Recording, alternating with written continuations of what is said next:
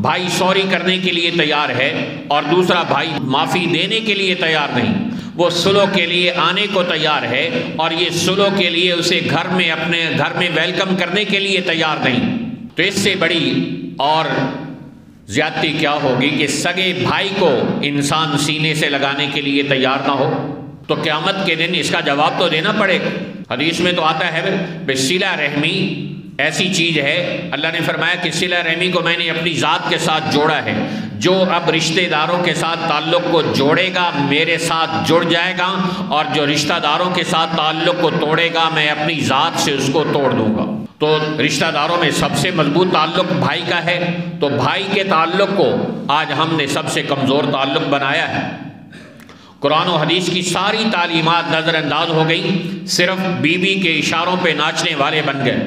بچوں کی پیدا کی گئی غلط فہمیوں پر ہم نے سگے بھائی سے اپنا رشتہ ناتا توڑ لیا، اس کی خوشی غمی میں شرکت تک چھوڑ دی، بیماری کی صورت میں عیادت کرنا، مدد کرنا وہ بھی چھوڑ دیا۔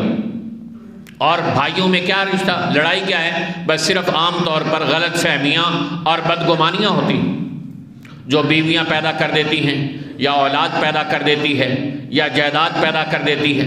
تو کیا یہ جائیداد اس قابل ہے، کیا یہ بیوی اس قابل ہے کہ یہ بھائی جیسے مضبوط ترین رشتے کو توڑ کے رکھ دے؟ تو میرے محترم بھائیوں، قرآن و حدیث ہمیں بتاتے ہیں سل من قطعک، اگر کوئی ایسا بھائی ہے جو آپ سے توڑ رہا ہے تو تم اس سے جوڑنے والے بنو۔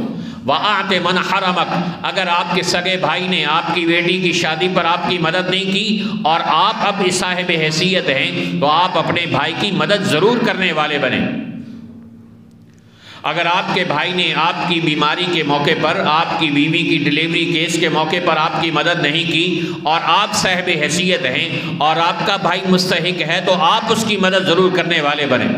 حدیث میں آتا ہے لا تکونوا امعا نہ بنو۔ صحابہ نے پوچھا یا رسول اللہ امعا کیا ہوتا ہے؟ کہا یہ سوچ رکھنا ان احسن الناس احسننا، اگر لوگ ہمارے ساتھ اچھا سلوک کریں گے تو ہم بھی لوگوں کے ساتھ اچھا سلوک کریں گے، وَإِنْ أَسَاءَ النَّاسُ أَسَانَا، اگر لوگ ہمارے ساتھ برا سلوک کریں گے تو ہم بھی برا سلوک کریں گے۔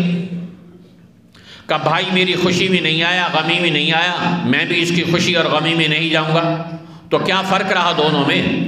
اگر اس کا آپ کی خوشی اور غمی میں شرکت نہ کرنا غلط تھا تو آپ کا اس کی خوشی اور غمی میں شرکت نہ کرنا کیسے صحیح ہو گیا؟ تو میرے محترم بھائیوں، آج کے جمعے کا خلاصہ یہ ہے کہ ہم بھائی کے رشتے کی طاقت کو سمجھنے والے بنیں اور اس کی اہمیت کو جاننے والے بنیں۔